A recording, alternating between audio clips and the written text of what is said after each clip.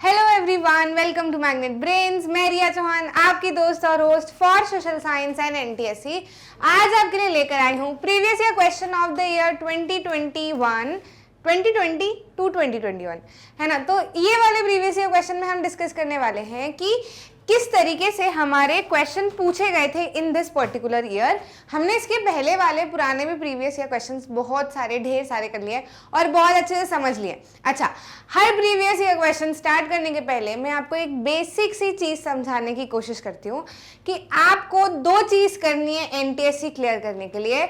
Number one, social science पे अपना तगड़ा दबाव बना के रखना है, क्योंकि सोशल साइंस अगर आपने अच्छे से कर लिया, बहुत स्कोरिंग सब्जेक्ट है, आपका स्कोर अपने आप बूस्ट हो जाएगा। सिलेक्शन के साथ साथ में आप टॉप रैंक्स में आओगे। ठीक है, तो आप एनटीएससी स्कॉलर जरूर से बन सकते हो if you have given a proper time to social science, क्योंकि दूसरे सब्जेक्ट में आपको ना कैलकुलेशन करना होता है, टाइम आपको उतना ही देना है, लेकिन फिर आप कैलकुलेट करोगे, सारी चीजें करोगे, तो उसमें हर क्वेश्चन को अटेम्प्ट करने में आपका ज्यादा समय लग जाएगा। एंड पेपर देने के समय आपके पास में होते हैं सिर्फ और सिर्फ 120 मिनट। कितने मिनट? 120 मिनट। तो इन 120 मिनट का जो स्मार्ट यूटिलाइजेशन करता है कि इतने समय में जो ज्यादा से ज्यादा क्वेश्चन अटेम्प्ट कर पाएगा वही जीत जाएगा। ठीक है, तो हमको जीतना है, इसलिए हम सोशल साइंस को बहुत अच्छे से कवर करने की कोशिश कर रहे हैं।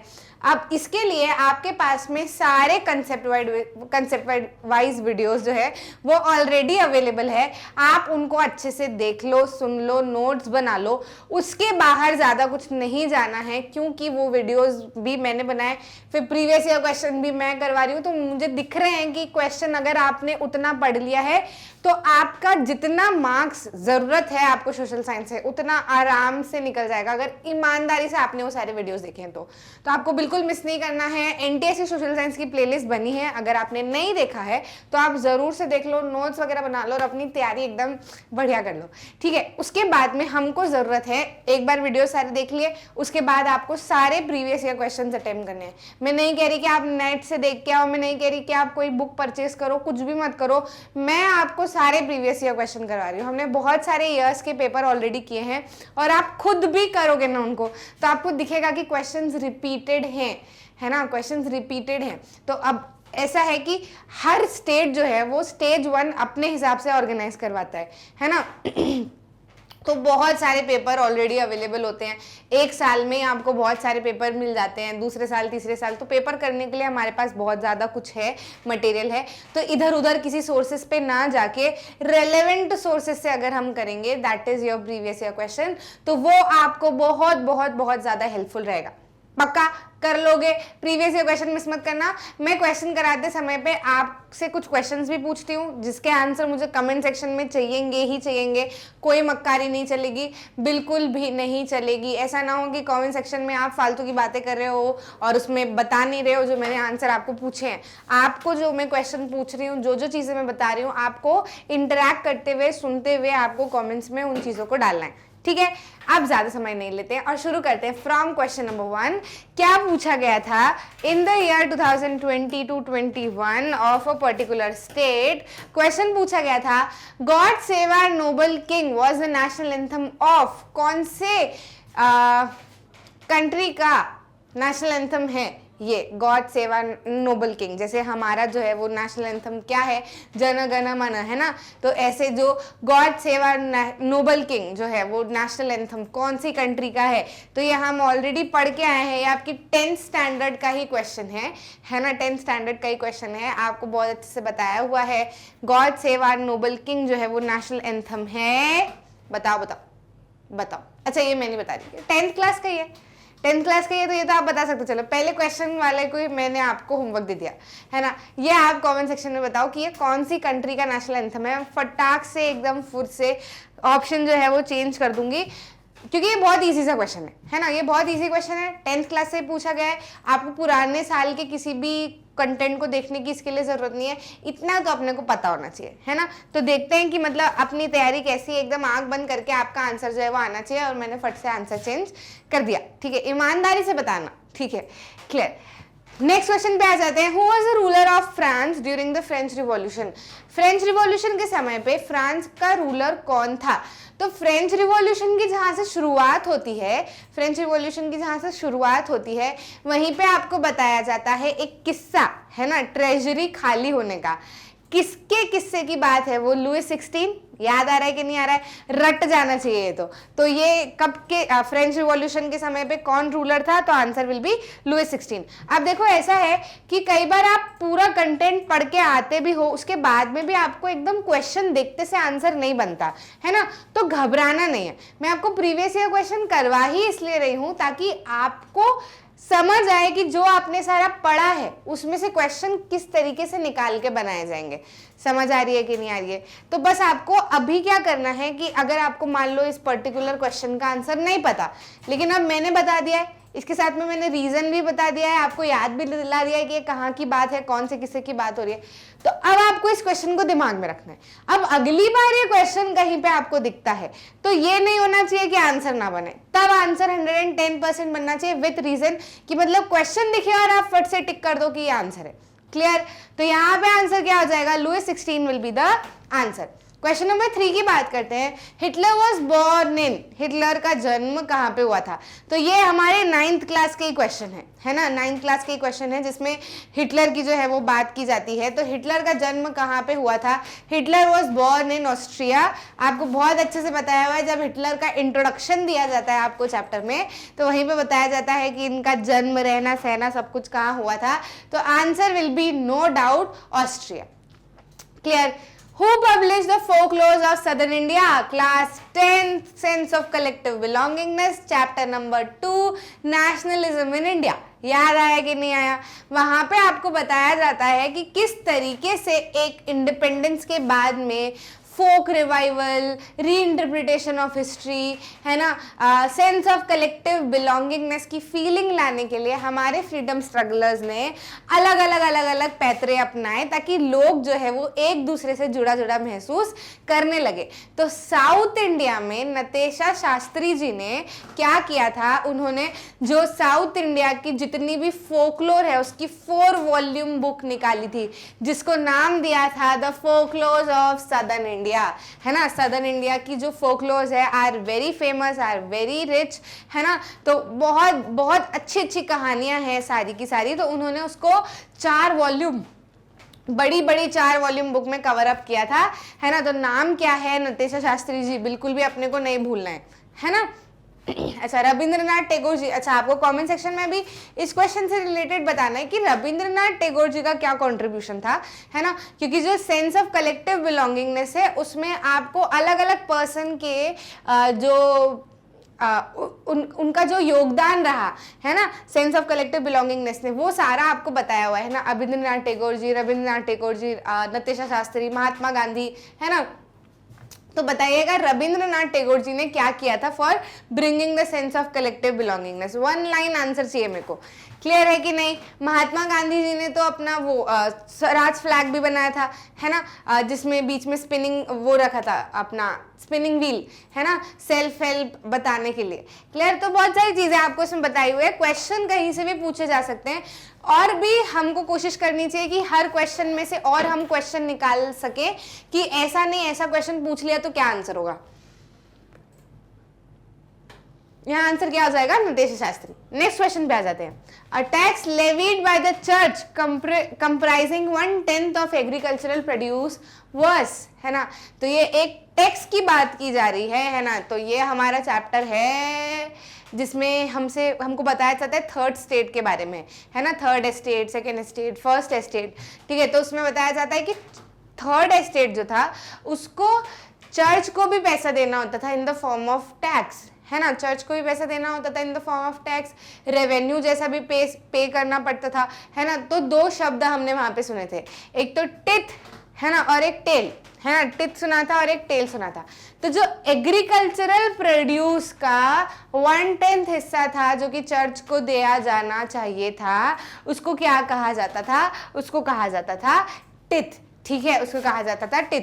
और ये जो लिवरे हैं, अगर आपसे ये पूछ लिया जाए कि what was the currency of France, है ना, तो हमको क्या बताना है, लिवरे। अब यहाँ पे आपका एक और क्वेश्चन बनता है कि भाई टिथ हो गया, लिवरे हो गया, टेल क्या होता है, तो बताइए जरा आप कमेंट सेक्शन में, है ना। ये 3 शब्द हमने शुरुआत ऑफ द चैप्टर में पढ़े थे, टिथ, टेल, है ना, और क्या हो जाता है, लिवरे। तो लिवरे मैंने आपको बता दिया, टिथ तो हमारा इसका आंसर है ही, टेल क्या है ये हिंट दे देती हूँ, ये भी एक फॉर्म ऑफ टैक्स ही है, ठीक है। तो बताइएगा कि टिथ जो है वो क्या होता है, ऐसे कमेंट में टिथ करके डैश लगा के, और उससे आप क्या समझते हैं ये आपको कमेंट सेक्शन में बताना है। टिथ नहीं, सॉरी, टेल से, ठीक है। टिथ तो अभी अपना आंसर है ही, चर्च को प्रोड्यूस दिया जाता था।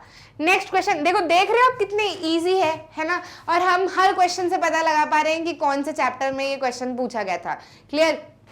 तो ऐसे कुछ बहुत बड़ा रॉकेट साइंस नहीं पूछा जाता, है ना, कुछ अलग से नहीं पूछा जाएगा, होगा आपके सिलेबस से ही। बस आपको चाहिए कि सिलेबस की आपको क्लैरिटी होनी चाहिए, and with in a minute, with in half minute आपको आंसर बनेंगे। और अगर ये बन गया, आपको सोशल साइंस अगर बन गया, तो आपका स्कोर तो ऊपर जाना ही जाना है। फिर आपने फटाफट सोशल साइंस अटेम्प्ट कर लिया, उसके बाद में आप साइंस, मैथ्स के कैलकुलेशन, फिजिक्स के कैलकुलेशन आराम से धीरे धीरे करते रहो, कोई दिक्कत नहीं। क्लियर। नेक्स्ट क्वेश्चन पे आ जाते हैं। What was not the aim of Swaraj party. ऐसे क्वेश्चन में आपको क्या करना है, एक शब्द के ऊपर ध्यान देना है।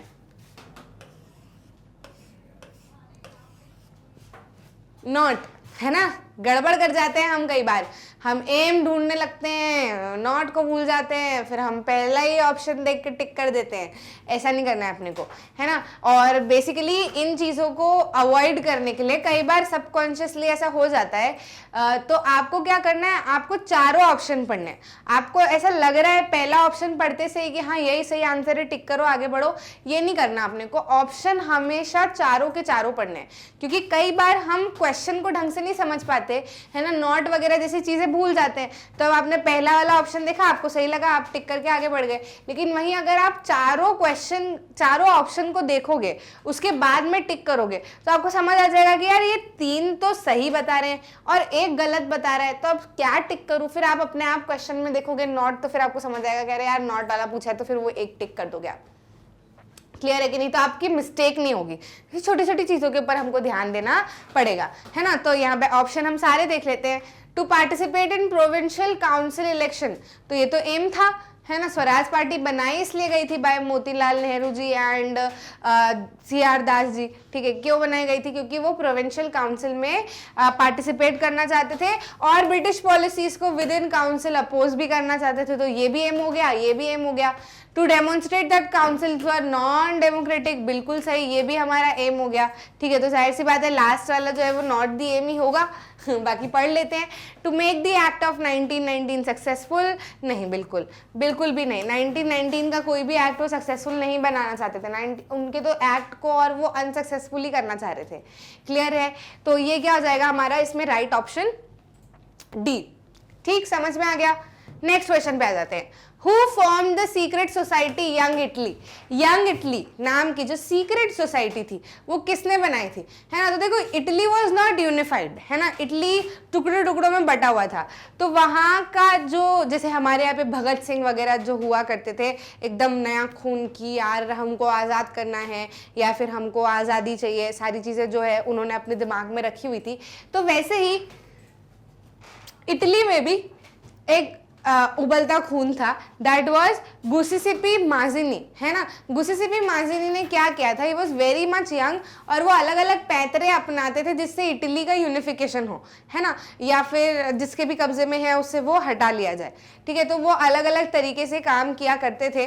बीच में उनको देश निकाला भी दे दिया था, फिर वो दूसरी जगह पे जाकर उन्होंने भी सोसाइटी बनाई थी, है ना। तो सोसाइटी का नाम जो है वो क्या था, secret society, that is young Italy. क्योंकि जब वो बाहर गए तो उनको देखने को मिला कि बहुत सारे लोग हैं, है ना, जो यंग है ना, और इटली से ही आए हुए हैं, एंड दे ऑल्सो वांट, कुछ करना चाहते हैं वो भी देश के लिए। तो फिर उन्होंने सीक्रेट सोसाइटी क्यों बनाई थी, क्योंकि वो बाकी सारे लोगों के सामने नहीं आना चाहते थे, ठीक है, at that point of time. तो नाम क्या है, गुसिसिपी माजिनी।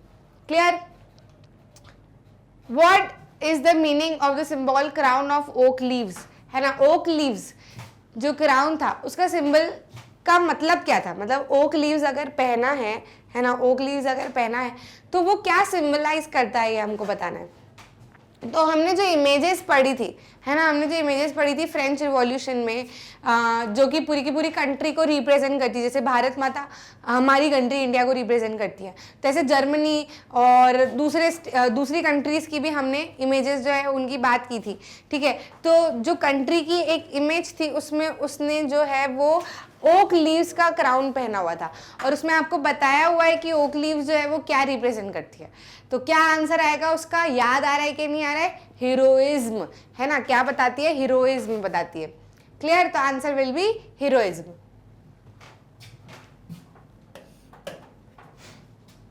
क्लियर, अलग अलग सिंबल के अलग अलग मीनिंग है, तो आप अलग अलग सिंबल को भी थोड़ा सा ध्यान में रख सकते हो, है ना, तो थोड़ा सा इजी रहेगा, क्योंकि हो सकता है अभी ओकलीव्स पूछा है कुछ और पूछ ले। Clear, which was achieved by the enabling act of 3rd March 1933 in Germany। 1933 3rd मार्च को एक इनेबलिंग एक्ट जो है वो लागू किया गया था जर्मनी में।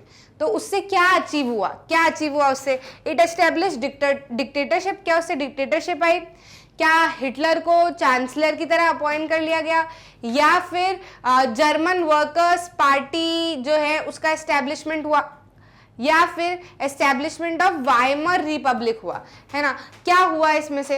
तो देखो, जब 3rd मार्च 1933 को इनेबलिंग एक्ट लागू किया गया था तो उससे जर्मनी में आई थी डिक्टेटरशिप, ठीक है, क्या आई थी, डिक्टेटरशिप। डिक्टेटरशिप फिर से वापस से आ गई थी और एक पर्सन के कंट्रोल में बहुत सारी चीजें हो चुकी थी। अब वो एक पर्सन कौन था उसका नाम आपको कमेंट सेक्शन में बताना है ना। डेट आप याद कर लो, आप चैप्टर में भी ढूंढ सकते हो, एक बार अगर आप खुद से ढूंढोगे तो आपको दिमाग में वो नाम याद रहेगा, है ना, क्योंकि जो पूरा चैप्टर है उसमें 2-3 बार ऐसे किस्से होते हैं कि चीज़ें लोगों के हाथ में आती है, फिर वापस से उसमें से कोई डिक्टेटर उभर के आ जाता है, फिर वो कंट्रोल करने लगता है, तानाशाह बन जाता है, फिर वापस से जनता जो है उससे पावर छीनने की कोशिश करती है, फिर से वो इलेक्शन वगैरह करते हैं, फिर से कोई ऐसा पर्सन आ जाता है तो तानाशाह बन जाता है ना। तो ऐसे 2-3 बार चीजें हुई। तो ये हमको याद अगर रखना है तो वो ईयर वाइज ही याद रखना पड़ेगा इन क्रोनोलॉजिकल ऑर्डर कि कौन से ईयर में कौन सा डिक्टेटर बना था, है ना। तो आपको ये थोड़ा सा देखना पड़ेगा कि 1933 इन जर्मनी जब इनेबलिंग एक्ट लागू हुआ था तो उससे डिक्टेटरशिप तो आई थी, ये तो मैंने आपको बता दिया, लेकिन under home dictatorship was declared या फिर एस्टैब्लिश्ड, ये आपको कॉमेंट सेक्शन में बताना पड़ेगा।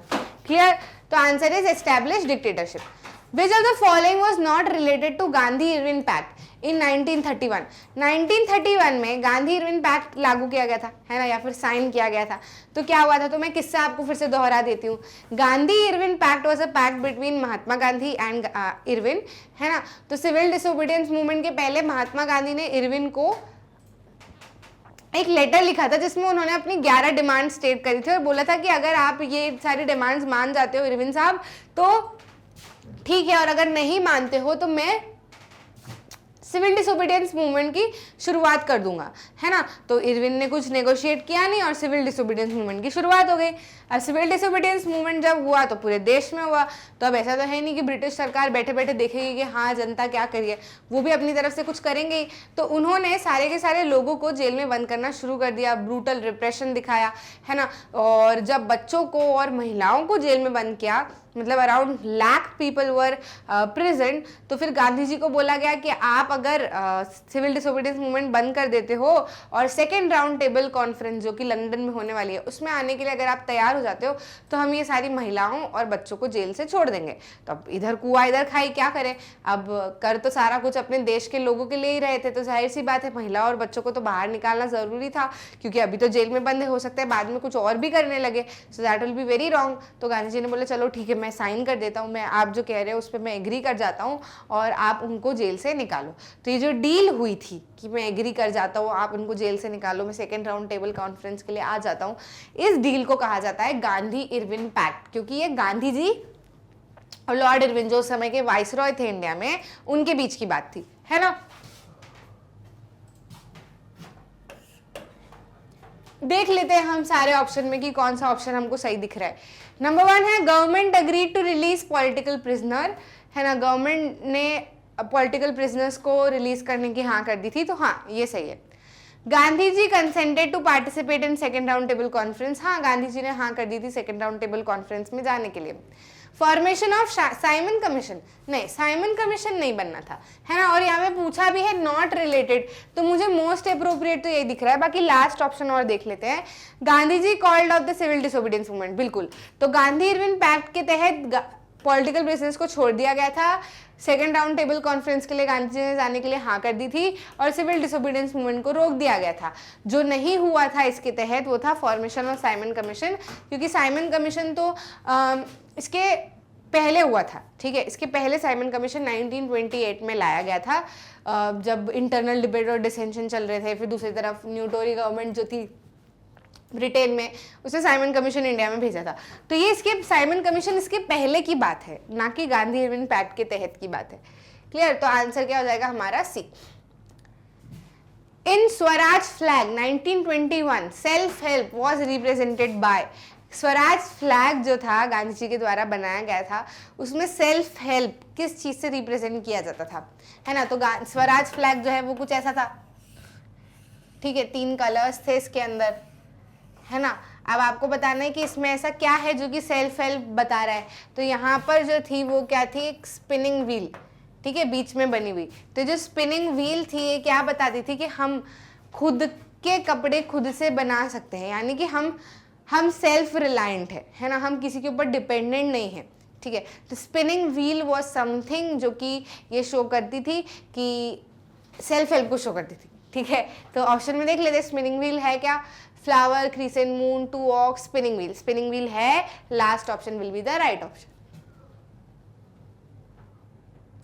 Coffee cultivation was first introduced in, coffee cultivation सबसे पहले कहाँ पे इंट्रोड्यूस की गई थी, है ना। तो प्लांटेशन हमारे यहाँ पर यूजुअली हिल्स पे किए गए थे, है ना। एंड कॉफी, टी, ये सारी चीज़ें जो है वो ग्रो किस में की गई थी, प्लांटेशन में ही ग्रो करवाई जाती थी, क्योंकि बड़े बड़े एरिया में प्लांट में कॉफ़ी और टी को प्लांट किया जाता था और फिर कमर्शियल पर्पज़ के लिए यूज़ किया जाता था। कभी ये चाइना भेजते थे, कभी यूरोप भेजते थे, वहाँ से कल्टिवेट करवा के, है ना। तो सबसे पहले कॉफ़ी का इंट्रोडक्शन जो है वो इंडिया में कहाँ पे हुआ था, बाबा बुदान हिल्स में। कहाँ पे हुआ था, बाबा बुदान हिल्स में। ये चीज़ आपको ध्यान रखना है, is a very important question, कई बार कॉम्पिटिटिव एग्जाम में पूछा जाता है। नेक्स्ट क्वेश्चन पे आ जाते हैं। Which one of the following groups of state has the largest number of cotton textile centres, इसमें से कौन सा ग्रुप ऑफ स्टेट्स है जिसमें सबसे ज्यादा कॉटन टेक्सटाइल मिल्स हमको देखने को मिलती है या फिर सेंटर्स हमको देखने को मिलते हैं। तो देखो ये वो एरिया होगा जहाँ पर कॉटन टेक्सटाइल इंडस्ट्रीज कहाँ पर है, जहाँ पर रॉ मटेरियल इजी मिल जाएगा। रॉ मटेरियल कहाँ पे इजी मिलेगा, जहाँ पर रॉ मटेरियल इजीली ग्रो हो पाएगा। रॉ मटेरियल क्या है, कॉटन। कॉटन कहाँ पे इजीली ग्रो हो जाता है, जहाँ पे ब्लैक सॉइल है। तो ब्लैक सॉइल हम पढ़ के आए हैं कि महाराष्ट्र वाले रीजन में ब्लैक सॉइल हमको सबसे ज़्यादा देखने को मिलती है। तो महाराष्ट्र के पास वाला कोई सा स्टेट होगा तो उसमें हम क्या कर सकते हैं, मार्क कर सकते हैं कॉटन टेक्सटाइल इंडस्ट्रीज वहाँ पे सबसे ज़्यादा होगी। तो लॉजिकल बात है, ठीक है। अगर आपको फैक्ट पता है तो आप वैसे ही आंसर निकाल सकते हो। आपको इनको लर्न करने की जरूरत नहीं है कि कौन सी चीज़ कौन से स्टेट में ग्रो होती है। आपने एक रीजन पकड़ लिया हर चीज़ का तो आप समझ जाओगे, ठीक है। देख लेते हैं, मतलब महाराष्ट्र तो ऑप्शन में होना चाहिए। यहाँ पे हमको दिख रहा है गुजरात एंड महाराष्ट्र, हाँ तो फर्स्ट ऑप्शन मुझे सही लग रहा है क्योंकि महाराष्ट्र है, महाराष्ट्र के जस्ट ऊपर गुजरात है, तो वहीं पर हमको कॉटन सॉइल तो दिखने को मिलेगी। ऐसा तो है नहीं कि महाराष्ट्र में कॉटन सॉइल खत्म हो जाएगी, थोड़ा बहुत आजू बाजू के स्टेट में रहनी है, ठीक है। कर्नाटका और तमिलनाडु में तो नहीं होता है क्योंकि कर्नाटका तमिलनाडु बिल्कुल अपोजिट साइड है, नीचे की तरफ। महाराष्ट्र और मध्य प्रदेश में भी नहीं मिलेगा क्योंकि महाराष्ट्र इधर है, मध्य प्रदेश ऊपर वाली साइड आता है ना। लेकिन मध्य प्रदेश में जहाँ तक मुझे पता है कॉटन टेक्सटाइल मिल ज़्यादा नहीं है ना। यहाँ पे गुजरात में इसलिए हम कर सकते हैं क्योंकि सूरत वगैरह आता है ना, यहाँ पे आप देखोगे कि कॉटन टेक्सटाइल मिल्स हैं इधर की तरफ, ठीक है। और उत्तर प्रदेश एंड गुजरात में तो नहीं, है ना। तो मोस्ट अप्रोप्रिएट आंसर हमको लग रहा है Gujarat and Maharashtra he. Also एक और चीज़ से आप निकाल सकते हो कि जो मिल्स या फिर टेक्सटाइल इंडस्ट्रीज जो है वो इंडिपेंडेंस के समय पे बनाई गई थी, मतलब इंडिपेंडेंस के बाद में। अभी ऐसे कोई आपको मिल बनते हुए दिखती नहीं है, वो पुरानी मिल्स है।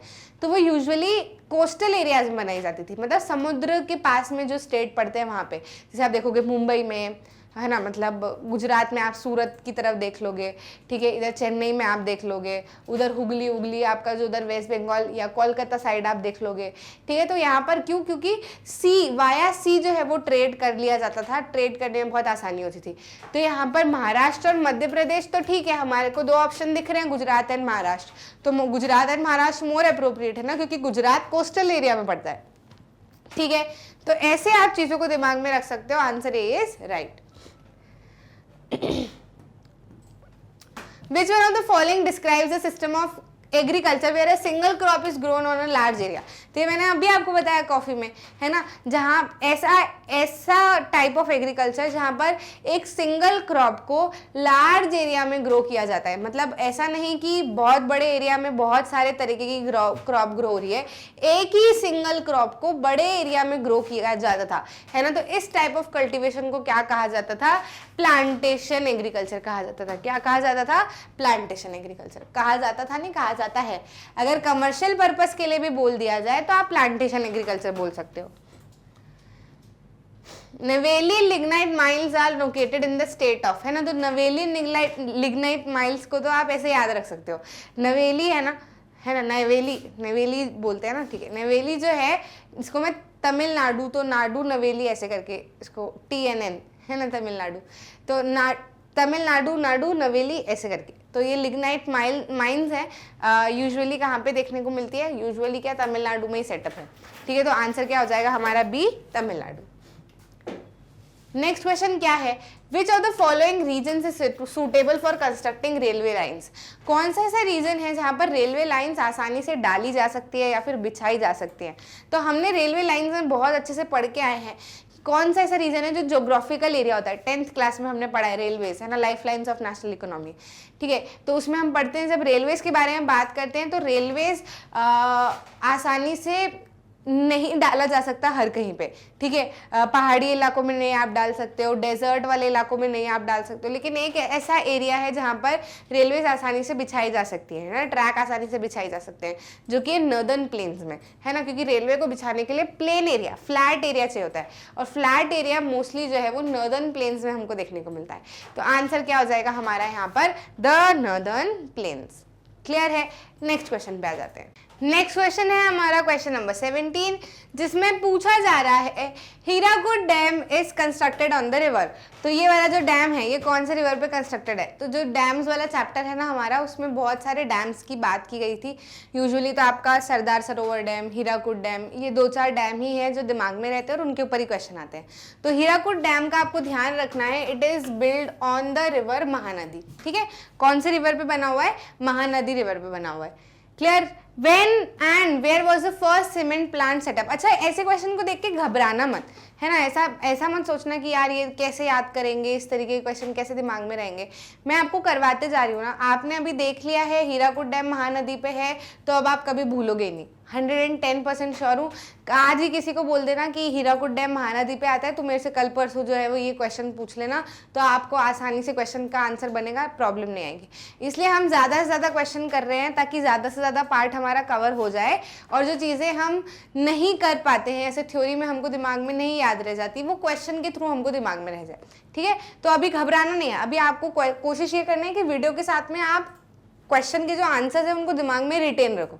अब आप रट के रखो या जो मैं समझाते जा रही हूँ उस हिसाब से दिमाग में रखो, वो आपके ऊपर है, पर मार्क्स अपने आ जाने चाहिए, ठीक है। When and where was the first cement plant set up, है ना, व्हेन एंड वेयर, कहाँ पे और कब सबसे पहला सीमेंट प्लांट जो है वो सेटअप किया गया था? तो कहाँ पे तो किया गया था? चेन्नई में, है ना। कहाँ पे किया गया था? चेन्नई में। चेन्नई में सबसे पहला सीमेंट प्लांट जो है वो सेटअप किया गया था इन द ईयर 1904, ठीक है। तो यहाँ से हमारा कोलकाता और ये तो कट हो जाता है, 105 भी कट हो जाता है, 1904 will be the right answer, है ना। तो इसको आप ऐसे भी ध्यान रख सकते हो कि बंगाल का पार्टीशन हुआ था इन 1905, ठीक है। पार्टीशन ऑफ बंगाल 1905 में हुआ था। 1905 के एक साल पहले चेन्नई में क्या बना था? फर्स्ट सीमेंट प्लांट बना था। तो ऐसे दिमाग में आप रख सकते हो। तो आपको बंगाल का पार्टीशन भी ध्यान रहेगा और पहला सीमेंट प्लांट जो है वो सेटअप हुआ था वो भी आपको ध्यान में रहेगा, with year and place. Who wrote the book small is beautiful? Small is beautiful नाम की एक जो किताब है वो किसने लिखी थी, है ना? तो स्मॉल इज ब्यूटिफुल जो है वो लिखी थी ई एफ शुमेचर, ठीक है, ई एफ शुमेचर ने किताब लिखी थी स्मॉल इज ब्यूटिफुल। तो जब नाजिज्म की शुरुआत हुई थी, है ना, तब ई एफ शुमेचर जो है वो फ्लेड कर गए थे इंग्लैंड को, है ना। ये मतलब जैसे ही नाजिज्म की शुरुआत हुई ऐसे ये इंग्लैंड निकल गए। फिर इंग्लैंड जाके इन्होंने ऑक्सफोर्ड यूनिवर्सिटी में भी बहुत सारी चीज़ें बच्चों को पढ़ाई, है ना, लिटरेचर वगैरह भी इन्होंने पढ़ाया और किताब लिखी स्मॉल इज़ ब्यूटीफुल, ताकि लोगों को ह्यूमन की वैल्यू पता चले, है ना, ये लाइफ की वैल्यू पता चले, छोटी छोटी सी चीज़ों की वैल्यू पता चले। तो बहुत अच्छी किताब है जो कि इनके द्वारा लिखी गई थी, ठीक है। Answer will be C. In which city of Haryana is the automobile industry situated? Haryana की कौन सी सिटी में ऑटोमोबाइल इंडस्ट्री जो है वो सिचुएटेड है? तो हरियाणा की जो सिटी है वो है गुड़गांव, है ना। गुड़गांव आप अगर जाते हो, वैसे भी दिल्ली गुड़गांव तो ऐसा बिल्कुल बहुत दिल्ली गुड़गांव नोएडा, है ना, these are very much famous places around Delhi, ठीक है। तो यहाँ पर ऑटोमोबाइल इंडस्ट्रीज काफ़ी ज़्यादा है, काफ़ी ज़्यादा आपको गुड़गांव में ऑटोमोबाइल इंडस्ट्रीज देखने को मिलेगी। तो गुड़गांव में बहुत ज़्यादा ऑटोमोबाइल इंडस्ट्रीज है। According to the main role industry can be divided into, है ना, मेन रोल के हिसाब से इंडस्ट्री को किस किस चीज़ में डिवाइड किया जा सकता है ना। तो हमने पढ़ा था इंडस्ट्री का क्लासिफिकेशन बहुत सारी तरीके से, ठीक है, on the basis of source of raw material, on the basis of main role, on the basis of capital investment, है ना, on the basis of weight, है ना, हैवी एंड लाइट इंडस्ट्री, ठीक है। तो अलग अलग तरीके से अभी हमने पढ़े हुए थे, लेकिन यहाँ पे बोला जा रहा है मेन रोल के हिसाब से। तो मेन रोल के हिसाब से की एंड कंज्यूमर इंडस्ट्रीज में डिवाइड किया जाता है। ये तो ओनरशिप के हिसाब से, है ना, ये वेट के हिसाब से, है ना, ये मेन रोल के हिसाब से और ये सोर्स ऑफ रॉ मटेरियल के हिसाब से। तो अगर इनमें से फिर कोई दूसरा क्वेश्चन भी आ जाता है तो आपका आंसर पता होगा, है ना। अभी यहाँ पे आंसर क्या टिक करेंगे हम? की and consumer industry. Which of the following is not the property of mica, है ना। मिका की कौन सी प्रॉपर्टी नहीं है? तो हमने मिका के बारे में मैन्युफैक्चरिंग इंडस्ट्रीज में ही पढ़ा था, नहीं, मिनरल्स एंड एनर्जी रिसोर्सेज में पढ़ा था, ठीक है। बॉक्साइड मिका के बारे में हम पढ़ते हैं। तो कौन सी प्रॉपर्टी मिका की नहीं है? तो आपको मिका की फोटो ध्यान आ रही है ना, मैंने फोटो भी लगाई हुई थी, ऐसे 10th में भी मैंने आपको पढ़ाया हुआ है, ऐसे तिकोना सा ऐसे और फिर इसके अंदर बहुत सारी पतली पतली लेयर्स ही लेयर्स, है ना, बहुत सारी थिन लेयर्स से, मतलब आप एक शीट में हजारों लेयर्स निकाल सकते हो आप मिका की, ऐसा, है ना। तो ये क्या है? कंडक्टिंग नहीं है, ठीक है, कंडक्टिंग प्रॉपर्टीज नहीं है, मतलब ऐसा है कि इसके अंदर से हीट या करंट फ्लो नहीं होगा, ठीक है। ये एक इंसुलेटर जैसा है, ठीक है, जैसे अपना पेपर या फिर सीमेंट या ऐसा होता है ना, वैसा आपको देखने को मिला, माइंस में से निकलता है। तो कंडक्टिंग प्रॉपर्टी तो शायद ही होगी, ठीक है। तो मिका में क्या होती है? कंडक्टिंग प्रॉपर्टीज नहीं होती है। बाकी एक्सीलेंट डाइलेक्ट्रिक स्ट्रेंथ होती है, लेस पावर लॉस फैक्टर होता है, रेजिस्टेंस भी रहता है हाई वोल्टेज को लेकर, ठीक है, लेकिन कंडक्टिंग प्रॉपर्टीज में हमको देखने को नहीं मिलेगी। Who was the chairman of drafting committee of Indian Constituent Assembly? Indian constituent assembly की ड्राफ्टिंग कमेटी के चेयरमैन कौन थे? तो चेयरमैन, ये तो आपको बहुत अच्छे से ध्यान रखना है, कॉन्स्टिट्यूशन में अगर चेयरमैन की बात हो तो doctor BR Ambedkar will be the right answer, ठीक है। क्या आंसर होगा? Doctor BR Ambedkar. बहुत बड़ा योगदान रहा in the making of constitution. Amnesty International is an international organisation which works for, है ना। एमनेस्टी इंटरनेशनल के ऊपर बहुत सारे क्वेश्चन पूछे जाते हैं, कई बार ऐसे पूछा जाता है, an organisation that works for human rights, an international organisation that works for human rights. फिर वो एमनेस्टी की स्पेलिंग अलग अलग करके 4 ऑप्शन में दे देते हैं ताकि आप कंफ्यूज हो जाओ, है ना। तो इसको अपने को ध्यान में रखना है। तो एमनेस्टी इंटरनेशनल, एमनेस्टी जैसा बोलोगे वैसी स्पेलिंग लिखोगे, है ना, एमनेस्टी, है ना। जब सही बोला तो स्पेलिंग तो जाहिर सी बात है सही आनी है, क्लियर। तो एमनेस्टी इंटरनेशनल जो है वो एक ऐसा इंटरनेशनल ऑर्गेनाइजेशन है जो कि किसके लिए काम करता है? अभी बता दिया ना मैंने आपको, ह्यूमन राइट्स के लिए काम करता है, clear. Answer will be human rights.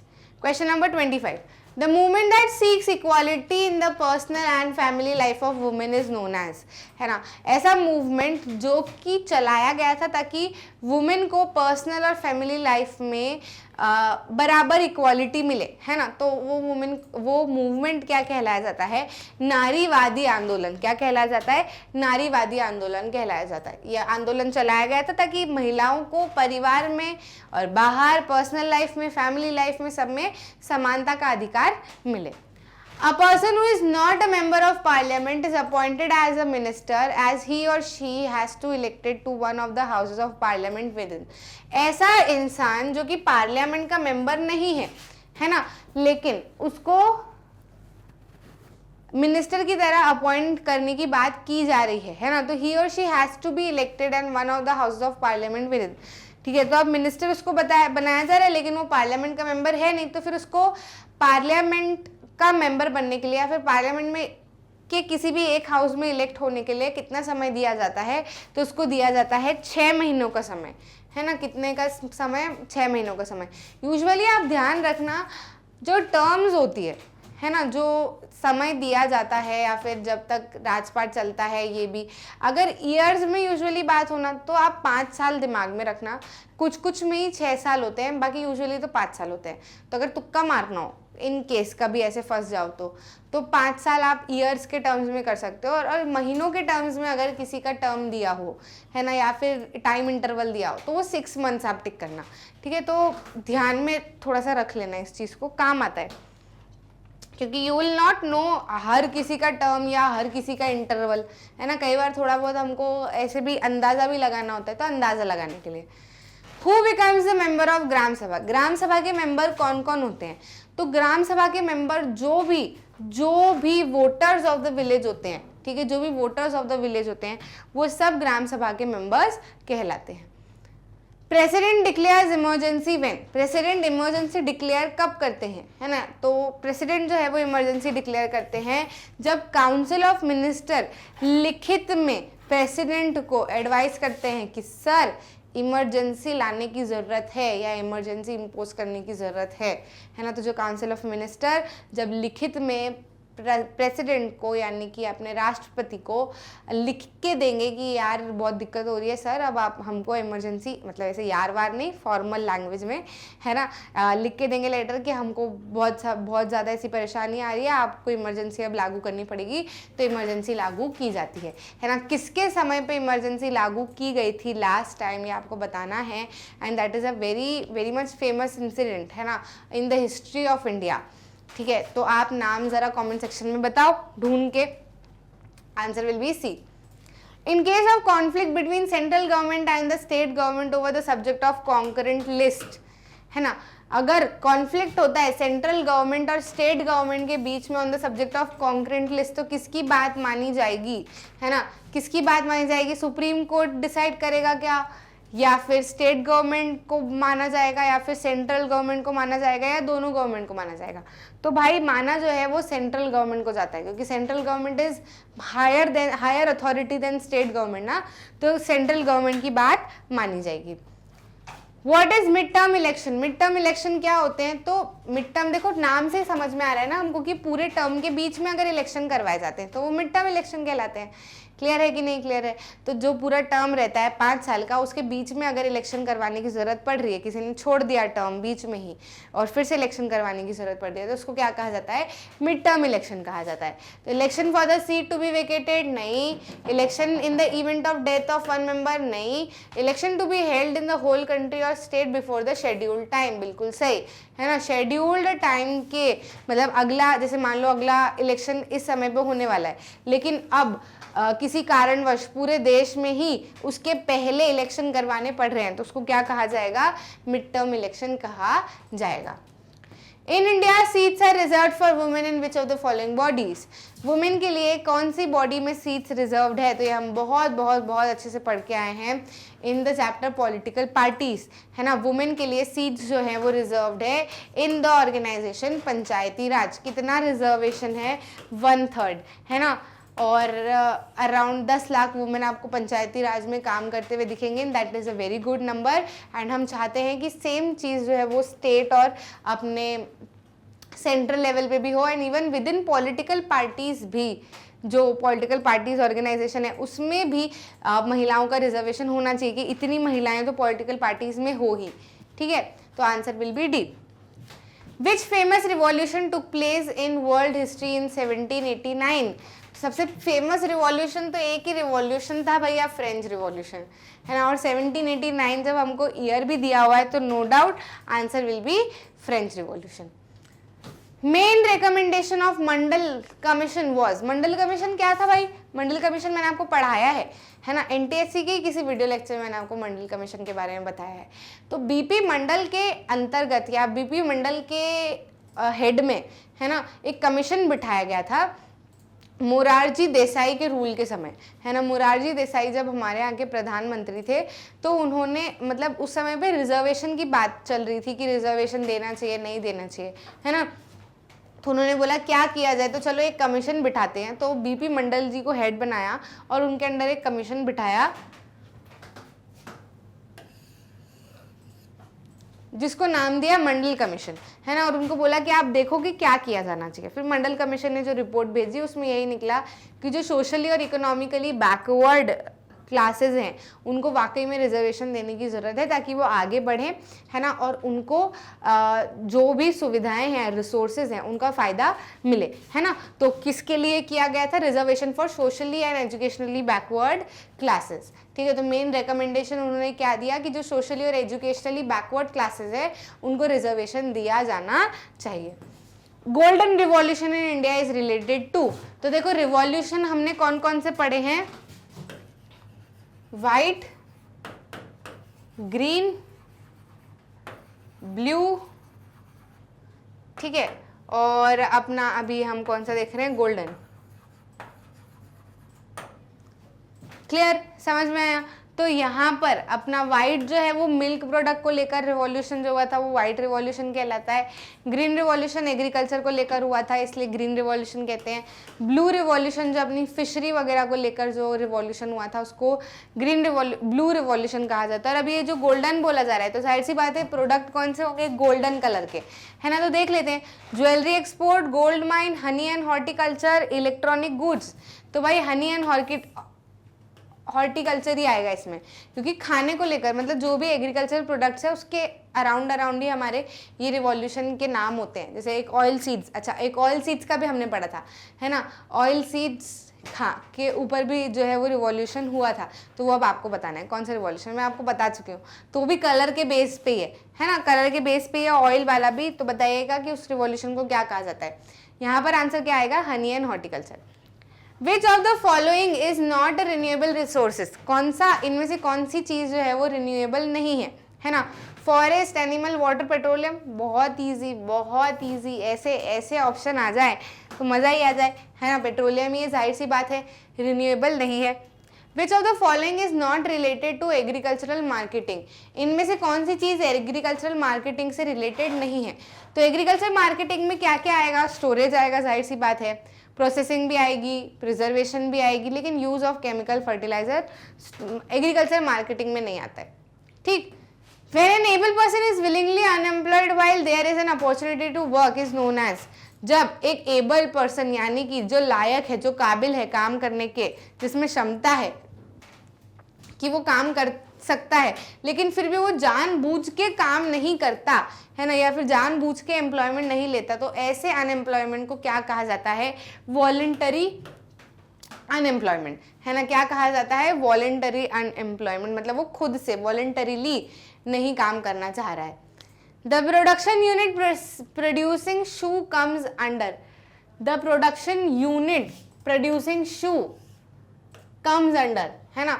तो जो प्रोडक्शन यूनिट है जिसमें शू प्रोड्यूस हो रहा है, ये यूनिट किसके अंडर आएगी? कौन से सेक्टर में आएगी? तो प्रोडक्शन यूनिट तो हमने समझा है जिसमें प्रोडक्शन का काम हो रहा है, वो तो सेकेंडरी सेक्टर में ही आता है ना। प्राइमरी में तो जहाँ से रॉ मटेरियल आ रहा है, रॉ मटेरियल को बनाया जा रहा है। टर्शरी में तो इस सामान को सेल करने का काम होगा, मार्केट में ले जाने का काम होगा, ठीक है। और बीच में जो प्रोसेसिंग वाला काम होता है वो सारा किस में होता है? सेकेंडरी सेक्टर में।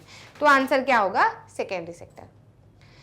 Which of the following prepares the Human Development Report, है ना। इनमें से कौन सा ऑर्गेनाइजेशन ह्यूमन डेवलपमेंट रिपोर्ट तैयार करता है?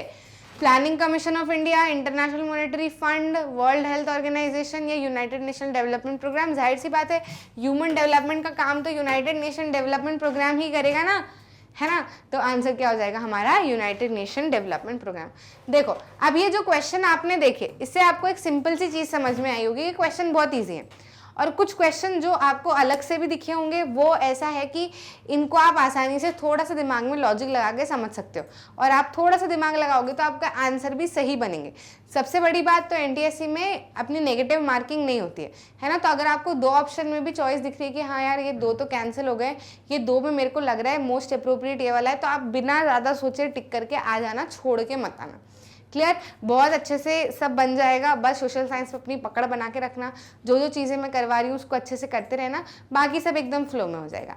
अच्छा लगा तो लाइक करना, शेयर करना अपने दोस्तों के साथ में, और चैनल को सब्सक्राइब जरूर करना ताकि आप ऐसी कोई भी इंपॉर्टेंट वीडियो मिस ना कर जाओ। सारा कुछ आपके लिए फ्री ऑफ कॉस्ट अवेलेबल है, आपको कुछ भी पैसा लेना देना नहीं है। शुरुआत से आखिरी तक हम आपका हाथ पकड़े रखेंगे, छोड़ेंगे नहीं। मिलते हैं अगले वीडियो में।